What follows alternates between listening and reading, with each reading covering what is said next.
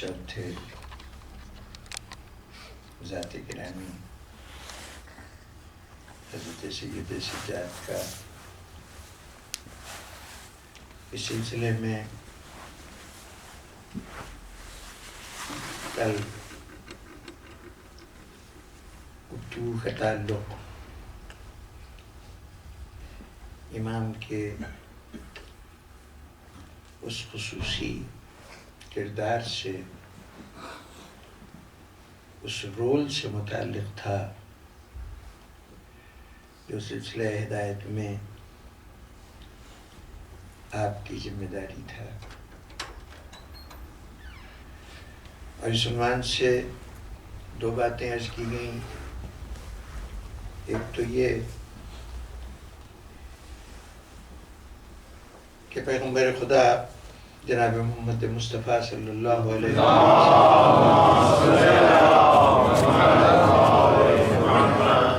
سلسلہ نبوت اور سلسلہ رسالت کے آخر تھے، تو چونکہ ان کے بعد ہدایت کی کوئی اور صورت، کوئی اور نبی یا رسول دنیا میں نہیں آنا تھا، اس لیے ان کے ذمے صرف یہ کام نہیں تھا کہ وہ اللہ کے پیغام کو انسانیت تک پہنچا دیں، بلکہ جس مقصد کے لیے انسانیت کو خلق کیا گیا تھا اس مقصد تک کاروان انسانیت کو پہنچا دینا بھی نبی کے فرائض میں شامل تھا۔ یعنی وہ جنت جسے ابتدا میں اللہ نے انسان کا اشتیاق بڑھانے کے لیے انسان کی قیام گاہ کے طور پر، عارضی قیام گاہ کے طور پر متعارف کرایا تھا، اب انسان کی ذمہ داری تھی کہ اللہ کی دی ہوئی صلاحیتوں سے اللہ کے نائب کے طور پر اس دنیا میں اس جنت گم گشتہ کی تعمیر کرے۔ یہ وہ فریضہ تھا جو انسان کے سپرد تھا۔ انبیاء اسی تک پہنچنے کے، اسی جنت کے بنانے کے طریقے سکھاتے رہے، لیکن اب آخری نبی کا کام صرف طریقے بتا دینا نہیں تھا، بلکہ اس جنت تک پہنچانا بھی اس کی ذمہ داری تھی۔ کیا بات ہے! اس لیے اس نبی کو دنیا میں تنہا نہیں بھیجا گیا، چونکہ قیامت تک، اس مرحلے تک جب تک انسانیت مقصد تخلیق کو حاصل نہ کر لے، اس وقت تک ان کے دین کو رہنا تھا۔ اس لیے اس رسول کو تنہا بھیجنے کے بجائے ایک ٹیم کے ساتھ بھیجا گیا، اور اس ٹیم کو اجتماعی طور پر کچھ فرائض سونپے گئے، کچھ طریقے بتائے گئے کہ یہ، یا یوں کہیے کہ جیسے ہر مقابلے میں، ہر کھیل میں، ہر میدان جنگ میں مختلف پوزیشنیں ہوتی ہیں سپاہیوں کی، مختلف جگہ پر انتظامات کیے جاتے ہیں کہ اس جنگ کو کامیابی تک پہنچایا جائے۔ تو چونکہ آخری رسول کی ذمہ داری کامیابی کی اس منزل کو حاصل کرنا ہے، اس لیے ٹیم کے ارکان کی مختلف پوزیشنیں مقرر کی گئیں۔ 4 بنیادی حیثیتیں تھیں۔ ایک کام اللہ کے احکام کو لوگوں تک پہنچا دینا، جسے تلاوت آیات کا نام دیا گیا۔ ایک کام انسان کے ذہن کو دنیا کی آلائشوں سے الگ کر کے خدا کی ذات کی طرف مرکوز کرنا، اسے تزکیہ نفس کا نام دیا گیا۔ اور ایک اسے کتاب کی اور اس کتاب کے تحت بتائے گئے اصولوں کے تحت زندگی گزارنے کی حکمت کی تعلیم دینا بھی اس کے ذمہ قرار دیا گیا۔ ان 4 فرائض کے اوپر اگر عمل کر لیا جائے گا تو وہ جنت حاصل ہو جائے گی، جس کو حاصل کرنے کے لیے دنیا میں انسان کو معین کیا گیا ہے۔ چنانچہ پوری ٹیم کو یہ فرائض تقسیم کر دیے گئے۔ ذات رسالت سے لے کر امام حسین تک اللہ کے احکامات کو ہم تک منتقل کرنے کے ذمہ داری نبھائی گئی۔ اس کے بعد امام باقر علیہ السلام سے لے کے امام حسن عسکری علیہ السلام تک کتاب و حکمت کی تعلیم کا سلسلہ جاری و ساری رہا۔ درمیان میں سید سجاد کا مرحلہ حیات اس ذمہ داری کو پورا کرنے کے لیے تھا کہ وہ انسان کو تزکیہ نفس کا درس دے، اور وہ مقصد حیات جس کے لیے انسان کو تخلیق کیا گیا ہے، وہ انسانیت کا یوم نجات کہ جب انسان اس دنیا میں جنت تعمیر کرنے میں کامیاب ہو جائے گا، اس فریضے کو حاصل کرنا نبی کے آخری ہادی کو، آخری نمائندے کو سپرد کیا گیا۔ یہ تو تھا اس حوالے سے کہ نبوت کے بعد جو نظام امامت ہے اس میں سید سجاد کا کیا کردار تھا، اور جب ہم پورے عالمی نظام ہدایت کے حوالے سے دیکھتے ہیں تو پھر وہاں صورتحال یہ ہے کہ اللہ نے انسان کو اپنا نائب بناتے ہوئے دنیا میں بھیجا، تو چونکہ دنیا کا اقتدار اور حکومت انسان کے ہاتھ میں تھی، اس لیے اس انسان کو کوئی طاقت، کوئی قوت ایسی عطا کرنی تھی کہ جس کے تحت یہ کائنات پر اپنی حکومت قائم کر سکے۔ چنانچہ وہ قوت علم کی صورت میں عطا کی گئی۔ علم وہ ذریعہ تھا جس کے ذریعے سے انسان کو دنیا میں حکومت کرنی تھی۔ اب علم کی یہ نعمت نہ فرشتوں کو ملی تھی نہ شیطان کو ملی تھی۔ فرشتوں نے تو اس علم کے سامنے سر جھکا لیا، لیکن شیطان یہ ثابت کرنے پہ تل گیا کہ علم کی اس قوت کے باوجود میں انسان کو اس منزل پہ نہیں پہنچنے دوں گا جس منزل پہ پہنچنے کے لیے اللہ نے اس کو خلق کیا ہے۔ چنانچہ شیطان نے قوت علم تو نہیں حاصل کر سکتا تھا۔ یاد رہے، علم صرف انسان کے ساتھ مخصوص ہے، اللہ نے یہ قوت صرف انسان کو عطا کی ہے، اور شیطان اپنی تمام صلاحیتوں کے باوجود اس علم کو انسان سے چھیننے کی طاقت نہیں رکھتا۔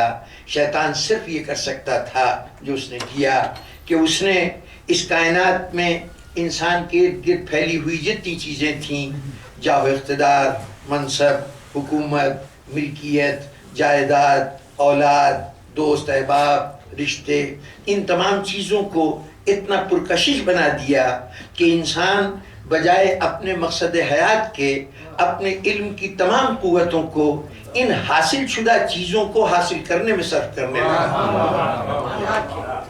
یہ پوری کائنات تو محکوم تھی انسان کی، یہ تمام کی تمام، میں نے کل عرض کیا تھا کہ یہ تو پہلے دن سجدہ کرا کے بتا دیا گیا تھا کہ یہ کائنات پر تمہیں اقتدار دیا جا رہا ہے۔ ان سب میں ہم نے یہ گویا ان کی کائنات کی ہر شے میں یہ صفت رکھ دی ہے کہ جب تم چاہو گے یہ تمہاری اطاعت کے لیے سربستہ تمہارے سامنے 10 بستہ حاضر ہوں گے، لیکن بس تمہیں صرف اتنا دیکھنا ہے کہ وہ کون سی زبان ہے جس میں انہیں حکم دیا جائے تو یہ حکم کو سمجھ جائیں گے، اور وہ کون سا بٹن ہے، کون سا سوئچ ہے جس کو آن کرنے سے یہ تمہارے غلام بن جائیں گے۔ ہم نے یہ سوئچ بھی رکھ دیا ہے، وہ زبان بھی تخلیق کر دی ہے جس سے ان سب کو قابو میں لایا جا سکتا ہے۔ اب تمہارا کام اس کو دریافت کرنا ہے اور اس کے بعد اس کائنات کو اپنے مقصد کے لیے استعمال کرنا ہے۔ تو جو کائنات انسان کی غلام تھی، شیطان صرف یہ کر سکا کہ انسان کو اس غلام کے پیچھے اس طرح لگا دیا کہ ان دنیا کو سامنے رکھ کر انسان اس کے پیچھے یوں بھاگنے لگا کہ جیسے اس کا مقصود یہ ہے، اس کا مطلوب یہ ہے۔ اب اس مرحلے پر جب انسان پستر وجود کو، کائنات ساری کی ساری انسان کے مقابلے میں اشرف المخلوقات تھا نا انسان، تو اس کے مقابلے میں یہ جو دنیا کی تمام اور لالچیں تھیں جن کو انسان اہمیت دے رہا ہے، در حقیقت یہ انسان کے مقابلے میں انتہائی حقیر تھیں۔ اس مرحلے پر صرف 2 چیزیں تھیں جو دو موضوعات تھے، 2 پہلو تھے جو انسان کی عظمت کا یا انسان کے احترام کا حق رکھتے تھے، ان میں سے ایک تو وہ خاک تھی جس سے انسان وجود میں آیا تھا.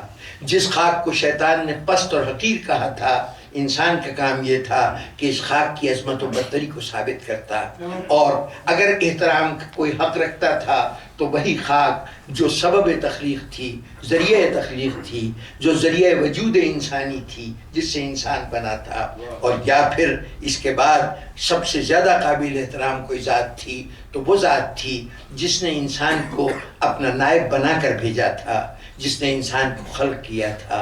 یعنی یا تو انسان خاک کا احترام کرتا یا پھر خدا کا احترام کرتا.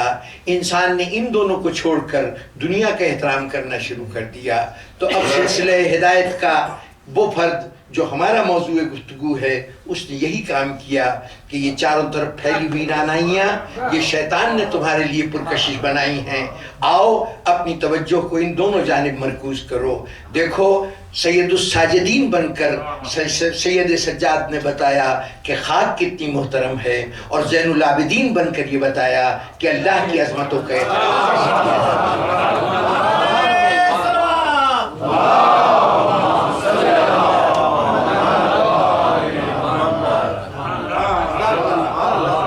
اب یہ امام کا رول ہے، یہ امام کا وہ اس پورے سلسلہ ہدایت میں وہ کردار ہے جو امام کے سپرد عطا ہوا ہے. اس کردار سے ہٹ کر اب آج کی منزل پر میں امام کے کارنامے کی بات کرنا چاہتا ہوں.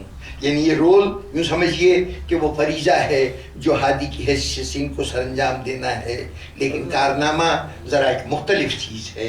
یعنی اپنے رول کو ادا کرتے ہوئے اس انداز سے اس رول کو ادا کرنا کہ وہ بذات خود انداز غیر معمولی بن جائے اور اس کی اہمیت بڑھ جائے، یہ تعین کرے گا امام کے کارنامے کی.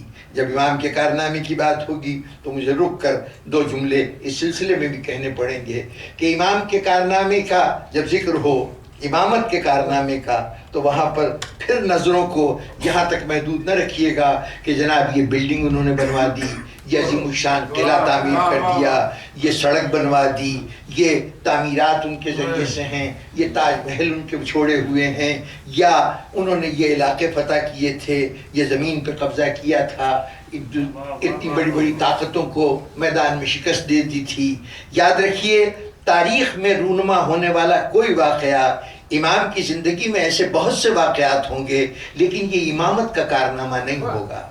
امامت کا کارنامہ بنیادی طور پر کم سے کم دو شرطیں امام کے کارنامے کے لیے لازمی ہوں گی.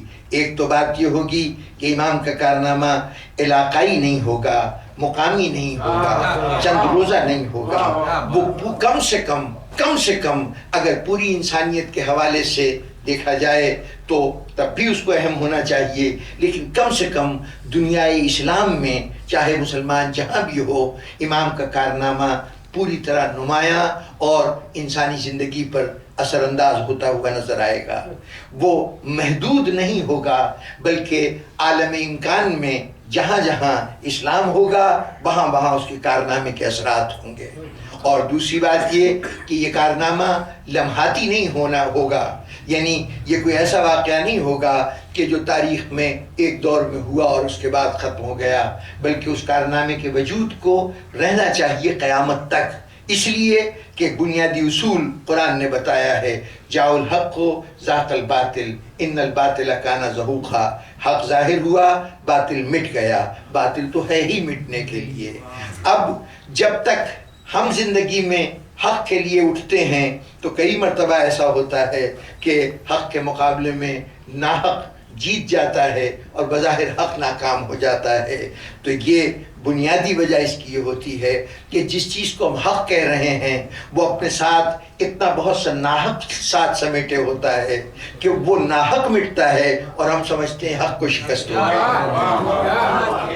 ہم جب کبھی حق کا آواز بلند کرتے ہیں تو ہمارا حق خالص نہیں ہوتا، بے داغ نہیں ہوتا.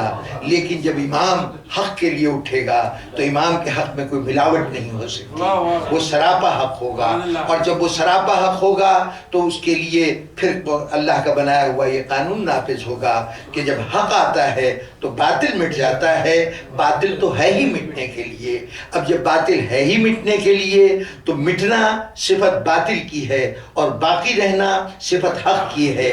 جو حق کے لیے جنگ میں میدان جنگ میں قدم رکھے گا وہ لازماً کامیاب بھی ہوگا. اور یہ کامیابی 2 دن کی نہیں ہوگی، 4 دن کی نہیں ہوگی، صدی 2 صدی کی نہیں ہوگی، قیامت تک وہ کامیابی برقرار رہنی چاہیے.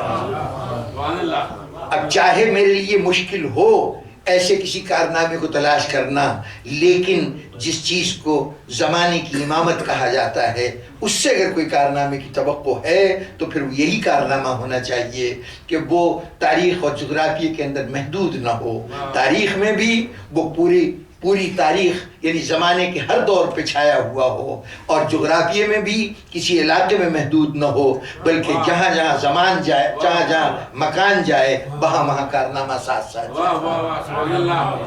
اس معیار کو مقرر کرنے کے بعد اب میں چاہتا ہوں کہ چند جملوں میں سید سجاد کے کارنامے کا ذکر کروں. وہ کارنامہ جو آج ان دونوں صفات سے پوری طرح مزین اور آراستہ نظر آتا ہے.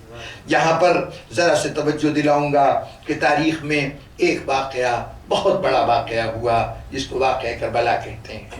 یہ واقعہ اس اعتبار سے بھی بڑی عظمتوں کا حامل ہے کہ آپ یہ دیکھیے کہ یہ دنیا کا یہ منفرد، یہ یکتا، یہ بے مثال واقعہ.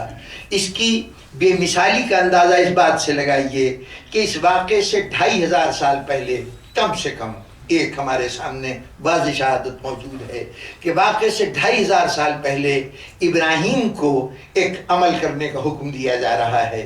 یہ عمل اپنے بیٹے کی قربانی کا عمل ہے. ابراہیم اس سارے عمل سے گزرتے ہیں، راہ خدا میں قربانی پیش کرنے کے لیے فرزند کو لے آتے ہیں. کچھ دیر کے بعد جب آنکھوں سے پٹی کھلتی ہے تو کیا نظر آتا ہے کہ بیٹا مسکرا رہا ہے. ایک اس کے مقابلے میں دمبا ذبح ہو چکا ہے. حیران ہوتے ہیں کہ پروردگارا، کیا تیرا تو قانون یہ ہے نا کہ خلوص سے پیش کی گئی قربانی کو قبول کیا جاتا ہے، آج میری قربانی رد کیوں ہو گئی؟ تو بتایا گیا کہ مقصد تم سے قربانی لینا نہیں تھا، یہ تو تمہیں مشق کرا رہے تھے، ہم ریہرسل کرا رہے تھے، کیونکہ آنے والے وقت میں ہمیں ایک ذبح عظیم چاہیے، ایک ذبح عظیم چاہیے. اس ذبح عظیم کے حصول کے لیے ریہرسل اس وقت ہو رہی تھی، وہ ابراہیم کی ریہرسل تھی، اس لیے قربانی کے لیے فرزند کا انتخاب کیا گیا. لیکن ہم اور آپ اس سطح کا نہ وہ مقام رکھتے ہیں نہ وہ حیثیت رکھتے ہیں. لیکن یہ ذبح عظیم اتنا بڑا واقعہ تھا کہ ہمیں بھی اس ریہرسل سے جدا نہیں رکھا گیا. ہم سے کہا گیا کہ چلو فرزند کی گردن نہ سہی تو حیوان کی گردن سہی، کچھ نہ کچھ قربانی راہ خدا میں دو تاکہ تمہارے مزاج قربانی کو دینا بھی سیکھیں اور قربانی کی عظمت کو پہچاننا بھی سیکھیں. جس واقعے کی تیاری اس اہتمام سے قدرت نے کی ہو وہ واقعہ کتنا عظیم ہوگا، کتنا اہم اور کتنا بڑا واقعہ ہوگا. لیکن یہ واقعہ اپنی تمام عظمتوں کے باوجود، تمام بڑائیوں کے باوجود، تمام غیر معمولی پن کے باوجود، تمام انفرادیت کے باوجود بہرطور تاریخ کا ایک واقعہ تھا نا. تاریخ میں ایک دن یہ واقعہ رونما ہوا. اب تاریخ کا واقعہ ہے تو پہلی بات تو یہ ہے کہ یہ واقعہ تاریخ میں ہونے کی وجہ سے اس مورخ کی قلم سے شاید لکھا ہی نہ جاتا کہ جو مورخ صرف بادشاہوں کی مدح و ستائش کرنے کو پر معین ہے، جس کا کام صرف شاہوں کے کارنامے لکھنا تھا، وہ ایک ایسے واقعے کا کبھی ذکر بھی نہ کرتا. اور اگر ذکر کرتا تو زیادہ سے زیادہ تذکرہ یہ کرتا کہ یزید کی فتوحات میں سے ایک فتح یہ بھی تھی کہ ایک شخصیت تھی حسین نام کی، وہ مقابلے میں آئی تھی، یزید نے ان کو بھی ختم کر دیا، ان کے ساتھیوں کو بھی ختم کر دیا. آپ بہت سے بادشاہوں کے تذکرے میں اس قسم کے واقعات پڑھتے ہیں. یہ واقعہ بھی مورخ کی قلم سے نکلتا تو اتنا ہی واقعہ ہوتا. اگر اس سے بھی آگے بڑھ کر مورخ تفصیلات کے ساتھ اس واقعے کو نقل کر دیتا تو مورخ جو کچھ نقل کرتا وہ آنے والی نسلوں کے لیے ایک اطلاع ہوتی، ایک خبر ہوتی، ایک انفارمیشن ہوتی. بنیادی طور پر وہ صرف ایک اطلاع کی حیثیت رکھتی، خبر کی حیثیت رکھتی. اب یہ بات پیش نظر رہے کہ اتنا بڑا واقعہ دنیا میں کیوں پیش آیا تھا، جو بہت سی وجوہات اور بہت سے مقاصد تھے وہ تو اپنی جگہ پر، لیکن ایک مقصد خاص واقعہ کربلا کا یہ تھا کہ یہ انسان کے سوئے ہوئے ضمیر کو، خفتہ ضمیر کو بیدار کرنے کا وسیلہ تھا۔ یہ آنے والے پورے تمام ادوار میں اس کا کام یہ تھا کہ ہر عہد میں حر پیدا کرتا رہے ان لوگوں کو کہ جن میں ذرا سے بھی حق پرستی کی رمق موجود ہو، ان کو باقاعدہ حق کے میدان میں کھینچ کے لاتا رہے۔ وہ ضمیر جو کشمکش کے دور سے گزر رہے ہیں ان کو دولت یقین عطا کر کے حق کی حمایت پہ آمادہ کر سکے۔ یہ اس کا سب سے بڑا تقاضا تھا، ضمیروں کو بیدار کرنا، سوئی ہوئی انسانیت کو انسانیت کی راہ پر بیدار جگا کر اس کے راستے پہ چلانے کے لیے آمادہ کرنا۔ یہ بنیادی کام تھا۔ لیکن یاد رہے، حر اطلاع سے پیدا نہیں ہوتے، خبر سے پیدا نہیں ہوتے، حر احساس سے پیدا ہوتے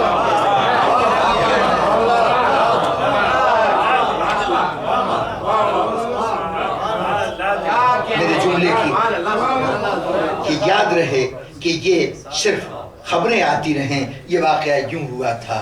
اس سے ضمیر بیدار نہیں ہوا کرتے۔ ضمیر تو اس وقت بیدار ہوتے ہیں جب احساس، جذبے کی چوٹ سی دل کے اوپر لگائے تو پھر اس وقت ضمیر بیدار ہوا کرتے ہیں۔ لیکن اب دشواری یہ تھی کہ خبر تو منتقل کی جا سکتی ہے، احساس منتقل نہیں ہوا۔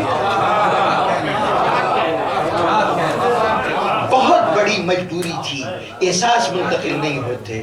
آپ ذرا انسانی نفسیات آپ کے سامنے ہے، شب و روز خود ہمیں کتنے تجربے ہوتے رہتے ہیں، جو تجربے اپنے وقت میں کتنی شدتوں کے حامل ہوتے ہیں۔ ہمارے یہاں عارف امام صاحب تشریف فرما ہیں، 3 دن پہلے شدید درد کا شکار تھے۔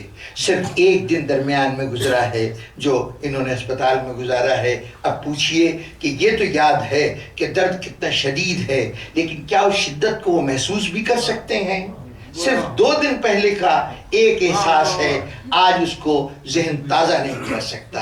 اب جہاں 1400 سال پہلے ایک واقعہ منتقل ہو اور نہ معلوم کربلا کب ہوا ہو، اس احساس کو آنے والے تمام ادوار میں زندہ رکھنا یہ اتنا بڑا چیلنج تھا کہ یہ انسانی نفسیات، انسانی فطرت، ان سب کے مقابلے میں یہ بہت بڑے سوال کی حیثیت رکھتا تھا۔ اچھا، اور احساس کی بھی صورتحال یہ ہے کہ کچھ احساس اصلی شکل میں نہ صحیح، مصنوعی شکل میں باقی رہتے ہیں۔ ہم اپنے زندگی میں بہت سے ماضی کی خوشیوں کی یادگار بناتے رہتے ہیں۔ یہ ہماری سالگرہ ہو رہی ہے، یہ اس دن ہم پیدا ہوئے تھے تو آج خوشی کا اس کا اظہار کر رہے ہیں۔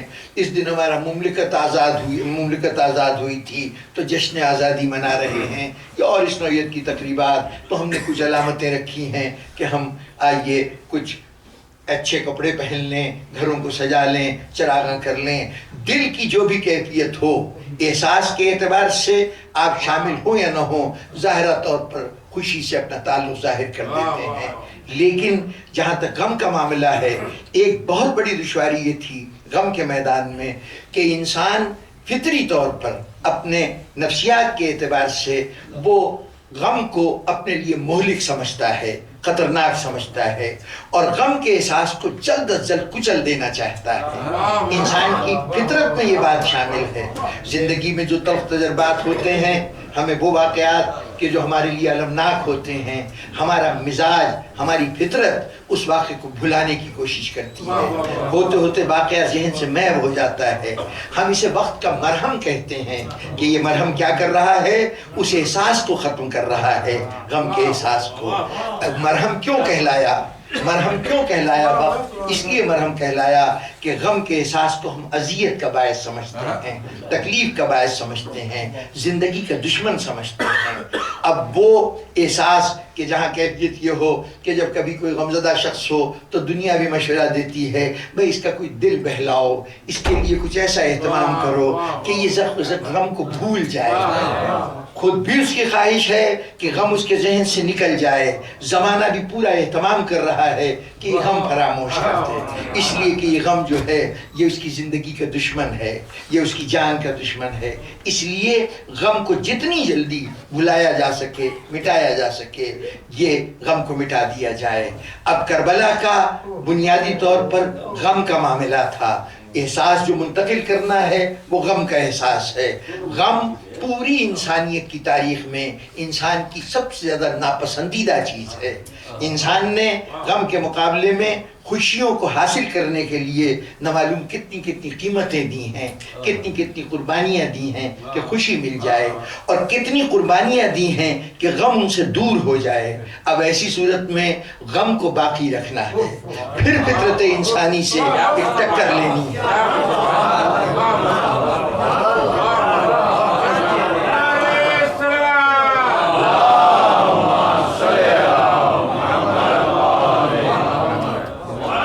لگائیے کتنا بڑا، کتنا غیر معمولی واقعہ ہے۔ لوگوں نے بڑے بڑے کارنامے کیے ہوں گے، لیکن فطرت کو بدل دینا یہ کارنامہ کچھ ایسا کارنامہ ہے کہ اس کا تصور انسان نے نہیں کیا ہے۔ آج تک تاریخ انسانیت میں کتنے المناک واقعات ہوئے ہیں، کتنے حادثے، کتنے سانحے ہوئے ہیں کہ وقتی طور پر محسوس ہوا کہ یہ تو تباہی و بربادی تھی۔ ایسا واقعہ ہے کہ شاید ہمارا ذہن اس کو کبھی نہ بھول سکے۔ ہم نے نہ معلوم کتنے زلزلے دیکھے، کتنے طوفان دیکھے، کتنے ہزاروں لاکھوں آدمیوں کو ایک ایک مرحلے پر مرتے دیکھا، لیکن چند دن تک سوگ منایا گیا۔ اس کے بعد انسانیت ان کو فراموش کر گئی، اس کے بعد اس واقعے کو بھول گئی۔ واقعہ ہے، تاریخ میں موجود ہے، اب خبر تو ہے لیکن اب اس کا کوئی تاثر نہیں ہے، احساس نہیں۔ غم سے فرار چاہنے والے انسان کو غم اس طرح سے دینا ہے کہ وہ غم کو دولت بنا کر اپنے سینے سے لگا لے۔ اچھا، جہاں انسان اپنے غم سے بچنے کی کوشش کر رہا ہو وہاں صورتحال یہ ہو کہ غم کسی اور کا ہو، غم کسی اور کا ہو اور اس کا احساس دوسروں کے سینے میں منتقل ہو جائے۔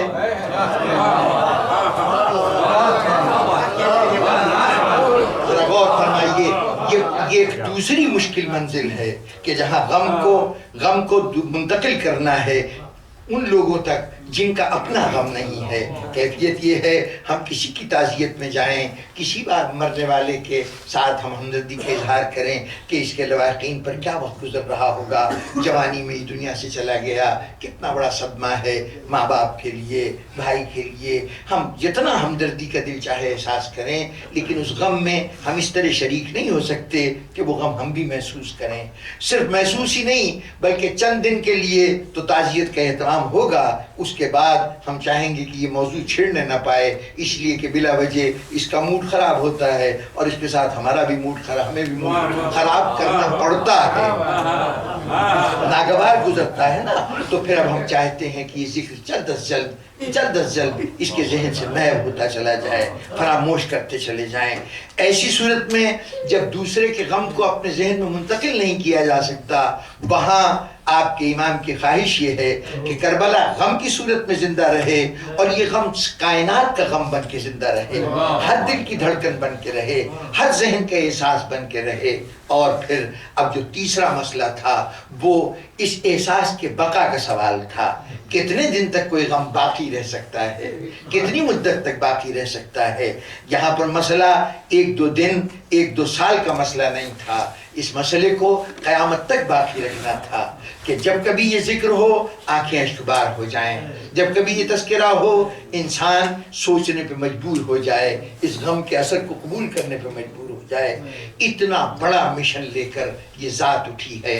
پوری تاریخ انسانیت لے آئیے اور بتائیے کہ کبھی انسان نے ان تینوں میدانوں میں احساس کو دوسروں تک منتقل کیا ہو۔ جزوی طور پر تھوڑا سا کسی کی ہمدردی حاصل کر لی ہوگی، لیکن پوری شدت احساس کو دوسری ذات تک منتقل کرنا ممکن نہیں ہے۔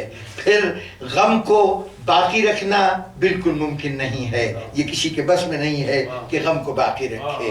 پھر اس کے بعد اپنے غم کو عالمی غم بنا دینا، عالمگیر غم بنا دینا یہ ممکن نہیں ہے۔ تین ناممکن باتوں سے، اور تینوں ناممکن باتیں براہ راست انسان کی فطرت سے ٹکر لے رہی ہیں۔ کچھ ناممکنات ایسے ہوتے ہیں نا کہ وسائل ہوں تو ناممکن ممکن ہو جایا کرتا ہے۔ یہ وہ صورتحال ہے کہ جہاں وسائل بھی ناممکن کو ممکن نہیں بنا سکتے، اس لیے کہ فطرت تو انسان کے وجود کا حصہ ہے۔ پہلی مرتبہ کسی نے فطرت انسانی کو بدلنے کی کوشش کی ہے، اور اس کامیاب کوشش کرنے والے کا نام سید سجاد ہے۔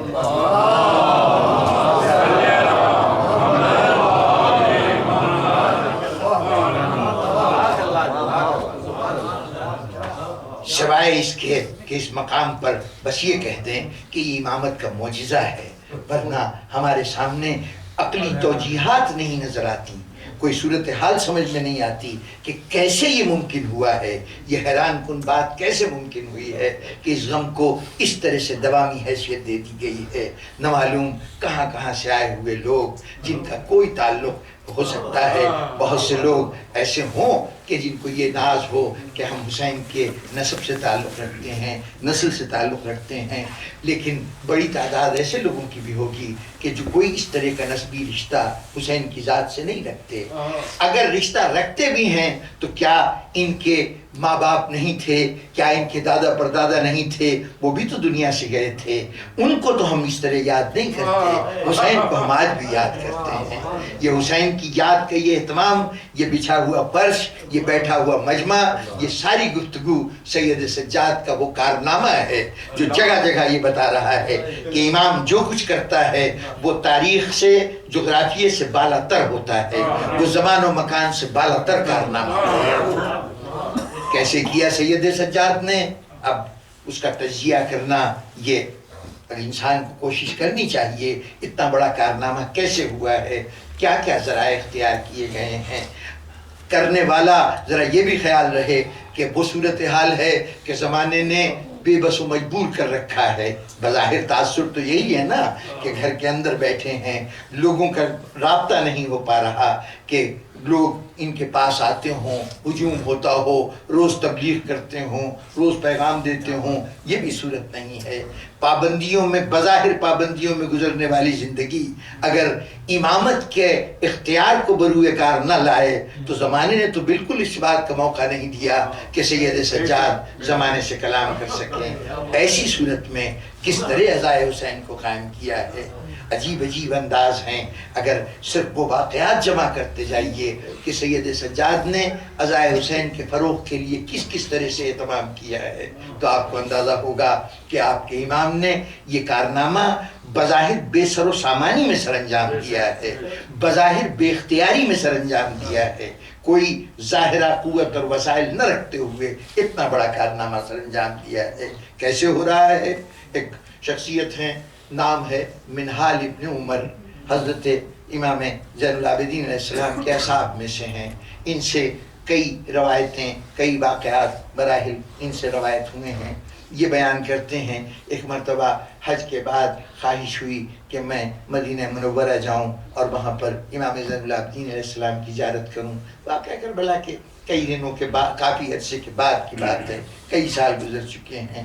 وہاں گیا ہے، امام کی خدمت میں جانا چاہتا ہے، محلہ بنی ہاشم میں داخل ہوا، ابھی امام کے گھر کا دروازہ نہیں آیا تھا کہ دروازے سے قریب ایک جگہ ایک چھت سے نیچے پانی گرا تو اس نے جلدی سے اپنا دامن سمیٹ لیا کہ کہیں پانی نجس نہ ہو، میرے کپڑے نجس نہ ہو جائیں۔ ایک دیکھنے والے نے، جو وہیں کا رہنے والا تھا، اس نے کہا یہ دامن کس چیز سے بچا رہا ہے؟ اس نے کہا یہ پانی اوپر سے گرا ہے۔ کہا تجھے نہیں معلوم یہاں تو کیوں آیا ہے؟ کہا سید سجاد سے ملنے آیا ہوں۔ کہا یہ پانی نہیں ہے، سید سجاد کے آنسو ہیں۔ صورت احوال یہ ہوتی تھی کہ امام کے سامنے وضو کا پانی لایا جاتا تھا، پانی دیکھتے تھے، اتنا گریا کرتے تھے کہ وہ پانی شرعی اعتبار سے مضاف ہو جاتا تھا، یعنی اس پانی میں آنسوؤں کی شمولیت اس کو آب خالص نہیں رہنے دیتی تھی۔ چنانچہ اب حکم شریعت پہ عمل کرنے والا امام وہ اس پانی کو پھینکوا دیا کرتا تھا۔ تو یہ وہ پانی پھینکا گیا تھا جو اس طرح سے، یعنی جس کے رونے کا یہ انداز تھا۔ اب دنیا جانتی ہے کہ سید سجاد گھر میں بیٹھا رات دن روتا رہتا ہے۔ اس رونے پہ یہی منہال بیان کرتے ہیں کہ ایک دن بارگاہ امامت میں حاضر تھا اور امام حسب معمول کیفیت یہ تھی کہ وضو کا پانی آیا ہے تب رو رہے ہیں، غذا سامنے آئی ہے تب رو رہے ہیں، کوئی ملنے والا محبت بھرے لہجے میں اس نے آ کے امام کو سلام کیا ہے تو پھر امام کی آنکھوں سے آنسو جاری ہو جاتے ہیں کہ ایک وہ وقت بھی تھا کہ ہم بازاروں سے گزر رہے تھے اور مسلمان اجنبیوں کی طرح ہمیں کوئی پتھر مارتا تھا، کوئی ہمارے لیے نازیبا الفاظ کہتا تھا. تو منہال نے امام کو روتے دیکھا تو کہا مولا یقیناً آپ پر بڑے وقت گزرا، بڑی مصیبت گزری. اب منہال کی سمجھ میں یہ بات نہیں آئی کہ غم جو گزر گیا سالہ سال ہو گئے تو فراموش کر دینا چاہیے. کہا مولا کب تک آپ اس طرح سے آنسو بہاتے رہیں گے، کب تک آنسو بہاتے رہیں گے؟ تو امام نے فرمایا منہال تو نے ہمارے ساتھ انصاف نہیں کیا. ذرا سوچ تو صحیح کہ ایک یعقوب کا ایک بیٹا یوسف ختم نہیں ہو گیا تھا، قتل نہیں ہو گیا تھا، مارا نہیں گیا تھا. یعقوب کو معلوم تھا کہ صرف جدا ہو گیا ہے. اس جدائی پہ اتنا روئے کہ آنکھیں سفید ہو گئیں. میرے گھر کے تو 18 یوسف ایک دن ان کے جنازے اٹھائے گئے، ایک دن میں جنازے اٹھائے گئے. اس کے اوپر منہال نے کہا مولا اس میں کوئی شک نہیں، بہت بڑا نقصان تھا، بہت بڑا سانحہ ہے، لیکن مولا یہ تو آپ کے خاندان کی صفت رہی ہے کہ حق کے لیے جان دینا، یہ تو آپ کا طریقہ رہا ہے. کہیں جنگ موتا میں حضرت جعفر طیار شہید ہوئے، کہیں علی مسجد میں مارے گئے، کہیں حمزہ میدان احد میں مارے گئے. آپ کے گھرانے کا تو یہ وتیرہ رہا ہے راہ حق میں جان دینا. ایک مرتبہ امام چیخ مار کے روئے. کہا منہال یقیناً ہمارے بزرگوں کا یہ وتیرہ رہا ہے کہ وہ حق کے راستے میں جان دیتے رہے ہیں، لیکن ذرا یہ تو بتا کیا یہ وتیرہ بھی ہمارے خاندان کا تھا کہ مائیں بہنیں سب بڑے بازاروں میں پھرائی جائیں؟ ماں بہنوں کا تماشا سر بازار دکھایا جائے، نام لے لے کے شرابی کے دربار میں میری پھوپھیوں کا، میری ماں کا، میری بہنوں کا تذکرہ کیا جائے؟ کیا یہ بھی ہمارے خاندان کا طور طریقہ تھا؟ اس انداز سے گھر میں مجلس شروع کی. اب اس کے بعد عزائے حسین کو بڑھاتے گئے. اب کیفیت کیا ہے؟ گھر سے باہر نکل رہے ہیں تو قصاب کی دکان نظر آ گئی. دیکھا گوشت رکھا ہے. ایک مرتبہ پھر رونے لگے. کسی جانور کا کٹا ہوا سر رکھا ہے، پھر بیٹھ کے رونے لگے. کیفیت یہ ہوتی تھی کہ امام آتے تھے تو لوگ گوشت اگر کہیں موجود ہوتا تو اس پہ کپڑا ڈال دیتے تھے، امام کی نگاہ نہ پڑے. کیفیت یہ ہوتی تھی کہ چلے جا رہے ہیں، دیکھا کوئی شخص جانور ذبح کر رہا ہے، ایک دم گئے ذرا ٹھہر جا بھائی، اس کو پانی پلا لیا، اس جانور کو تم نے سیراب کر دیا تھا. کیسے نہ سیراب کریں، کیسے نہ سیراب کریں مولا؟ آپ کے جد کا حکم تھا کہ جانور کو ذبح کرنے سے پہلے پانی پلا دیا جائے. بس یہ سننا ہے. اور پھر مجلس شروع ہو گئی. روتے جا رہے ہیں اور کہتے جا رہے ہیں ہاں نانا کا حکم تو یہی تھا کہ ذبح کرنے سے پہلے پانی پلا دو، لیکن میرا بابا دنیا سے پیاسا گیا، میرا بھائی علی اصغر دنیا سے پیاسا گیا. روتے جا رہے ہیں، مجلس حسین بیان کرتے جا رہے ہیں. بزرگان اب لوگوں میں تحریک پیدا کر رہے ہیں، رفتہ رفتہ ذہنوں کو متوجہ کر رہے ہیں کہ غم حسین بھلائی جانے کی چیز نہیں ہے، بھلائی جانے کی چیز نہیں ہے. آپ کے اصحاب میں ایک شخصیت ہے، نام ظاہری ہے. امام کی خدمت میں ایک دن آئے، مولا ہمارے گھر میں تقریب شادی ہے، میرے بیٹے کی شادی ہے، دل چاہتا ہے کہ آپ زحمت فرمائیں، ایک مرتبہ آپ قدم رکھ دیں گے، گھر کی شان بڑھ جائے گی، عزت بڑھ جائے گی. اب ذرا غور فرمائیے کہ اس کے بعد امام نے جو جواب دیا ہے اس جواب سے پتہ ہی چلتا ہے کہ حالات اس نوعیت کے تھے کہ جو قریبی لوگ ہیں وہ بھی امام کے معمولات سے واقف نہیں تھے. یعنی امام نے جواب میں یہی کہا تھا نا کہ ظاہری تجھے نہیں معلوم کہ ہم کربلا کے واقعے کے بعد شادیوں میں شرکت نہیں کیا کرتے. اب ایک طرف اتنا قریبی ہے کہ وہ آ کے یہ فرمائش کر سکے کہ مولا میرے گھر میں تقریب ہے، آپ تشریف لائیے. یہ دعوت غیر تو نہیں دیا کرتے نا، اپنے ہی دیتے ہیں. قریبی اتنا ہے لیکن اس کے باوجود دعوت دیتے ہوئے زبان پر الفاظ جو کچھ امام کا جواب ہے اس سے وہ پہلے سے واقف نہیں ہے. آج پتہ چلا کہ امام شادیوں میں شریک نہیں ہوتے. مولا پھر آپ کے قدم سے ہمارا گھر کیسے منور ہو، ہمیں یہ عزت کیسے حاصل ہو. دیکھو ہم شادیوں میں تو نہیں آتے، ہاں ہمارے اگر بابا کا ذکر ہوتا برشیزہ بچھے تو اس میں ہم ضرور آیا کرتے ہیں.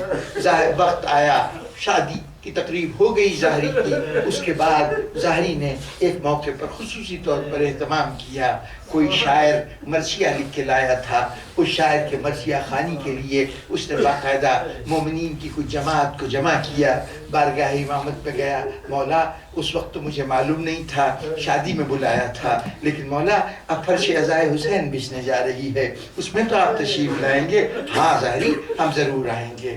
امام وعدے کے مطابق تشریف لائے، ظاہری نے مرکز میں مسند بچھائی، وہاں پہ امام کو بٹھایا، اب ذکر شروع ہوا کربلا کا۔ اب ذرا تھوڑا سا عالم تصور میں دیکھیے کہ آپ کے ہاں جب مجلس میں کربلا سے نسبت رکھتی ہوئی کوئی شبیہ آ جاتی ہے تو گریہ میں اضافہ ہو جاتا ہے، یہاں شبیہ نہیں ہے، عین کربلا کے ایک فرد درمیان میں واقعہ کربلا کا ایک اہم ترین فرد وہ کربلا وہ میدان میں درمیان میں بیٹھا ہوا ہے۔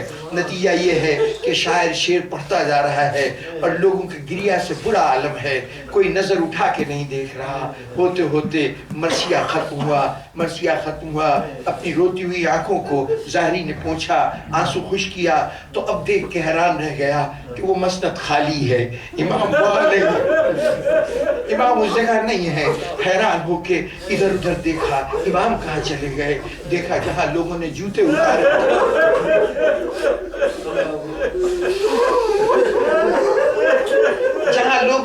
اتارے تھے امام وہاں تشریف فرما ہے۔ ہاتھ باندھ کے کھڑا ہو کے مولا مجھ سے کیا خطا ہو گئی، آپ کے یہ مسجد حاضر تھی، آپ چھوڑ کے یہاں کیوں تشریف لائے؟ مولا مجھ سے کوئی کوتاہی ہوئی ہے، وہ جگہ کوئی نجس تھی، کوئی مجھ سے خطا ہو گئی ہے۔ امام نے کہا نہیں ظاہری تیرا کوئی قصور نہیں ہے، لیکن تو تیری نگاہیں تو صرف ان کو دیکھ رہی ہیں نا جن کو تو نے بلایا ہے، تیری نظریں ان کو دیکھ رہی جن کو تو نے بلایا ہے، لیکن میری نگاہیں کچھ اور دیکھ رہی ہیں۔ اس وقت یہاں وہ ہستیاں بیٹھی ہیں کہ ان کی موجودگی میں میں مسند پہ نہیں جا سکتا۔ بزرگان گرامی، امام نے ہمیں بتا دیا کہ دیکھو اگر تم اپنے گھر کو چاہتے ہو کہ محمد و آل محمد کے نور سے تمہارا گھر منور ہو تو ذکر حسین کا اہتمام کرنا۔ مولا نے یہ سبق ہمیں سکھا دیا، اس طرح عزاداری کو ترویج دیتے رہے۔ حسین کا یہ عزادار 35 سال تک بعد واقعہ کربلا 35 سال تک زندہ رہا۔ کوئی دن ایسا نہیں ہے کہ جب فرش عزا نہ بچھے، کوئی دن ایسا نہیں ہے جب ذکر حسین نہ ہو۔ ہوتے ہوتے 35 سال بعد یہ کیفیت ہوئی کہ یزید سن 64 ہجری میں ہلاک ہو چکا تھا۔ اس کے بعد عبد الملک ابن مروان کو ہمت نہیں ہوئی کہ سید سجاد پر ہاتھ اٹھا سکتا، لیکن عبد الملک کے بیٹے ولید کا دور شروع ہوا تو پھر اب آل محمد کا وجود کھٹکنا شروع ہوا۔ اب وہ چاہتا ہے کہ کسی صورت سے ان کے وجود کو راستے سے ہٹایا جائے۔ ولید نے زہر بھجوایا، امام کو زہر دیا گیا اور اس زہر کو تاریخوں نے تسلیم کیا کہ ہاں ولید بن عبد الملک کے زہر کے نتیجے میں سید سجاد شہید ہوئے۔ وہ جو عزادار حسین تھا دنیا سے بظاہر چلا گیا، خود تو چلا گیا لیکن عزاداری کو دوام دیتا گیا، خود تو رخصت ہو گیا لیکن حسین کے ذکر کو دوام دے گیا، حسین کے ذکر کو باقی کر گیا، دنیا سے چلا گیا۔ اب بیٹا جو کربلا میں صرف 5 سال کا تھا، وہ بیٹا جناب امام باقر علیہ السلام جوانی کی حدود میں داخل ہو چکے ہیں، باپ دنیا سے رخصت ہوئے۔ امام باقر علیہ السلام نے بہت اہتمام کیا، بابا کا جنازہ اس دھوم سے اٹھایا ہے کہ مدینے میں اس سے پہلے اس شان سے کسی کا جنازہ نہیں اٹھا، اس شان سے کسی کا جنازہ نہیں اٹھا سوائے تاریخ نے ان بدقسمت ترین انسانوں کا تذکرہ کیا ہے جو اس دن مدینے میں رہتے ہوئے امام کے جنازے میں شامل نہیں ہو سکے، ورنہ پورا مدینہ اس جنازے میں شامل تھا۔ تابوت اٹھا، پورا مدینہ جنازے کے ساتھ ساتھ چل رہا ہے۔ یقیناً اس وقت امام باقر نے فخر سے اتنا سوچا ہوگا، بابا بیٹا ہونے کی حیثیت سے میں یہی کر سکتا تھا کہ آپ کا جنازہ اس دھوم سے اٹھایا جائے۔ میرا دل کہتا ہے مولا آپ تو یہ سمجھ رہے ہیں، ذرا سید سجاد کے دل سے پوچھئے کہ جب اپنا جنازہ اس طرح اٹھنا دیکھ رہے ہوں گے تو کیا اس وقت وہ منظر یاد نہیں آ رہا ہوگا کہ کربلا سے جا رہے تھے، سامنے بابا کی لاش بڑی ہوئی تھی، چہرے کا رنگ اڑتا جا رہا تھا۔ پھوپھی نے پوچھا تھا بیٹا کیا بات ہے، تو روتے ہوئے کہا تھا پھوپھی وہ بیٹا مر نہ جائے جس کا جوان بیٹا موجود ہو اور باپ کی لاش یوں بے غور و قبر پڑی ہو۔ اور 3 دن کے بعد جب بصورت اعجاز بابا کو دفن کرنے آئے تو کس طرح سے دفن کیا جائے، چٹائیوں پر حسین کی لاش کو اٹھایا جائے، لاش وہ لاش کہ جس کے جسم کے کئی اعضاء کٹے ہوئے تھے، کہیں انگلی کٹی ہوئی پڑی تھی، کہیں بازو جدا ہوا پڑا تھا، اور ان سب کو جمع کر کے بھی پورا حسین نہ ہو سکا، اس لیے کہ سلطنوں کے نیزہ پہ بازاروں میں پھرایا جا رہا تھا۔ حسین کی لاش کو، حسین کے جسم کو سید سجاد نے دفن کر دیا، ماتم سید سجاد۔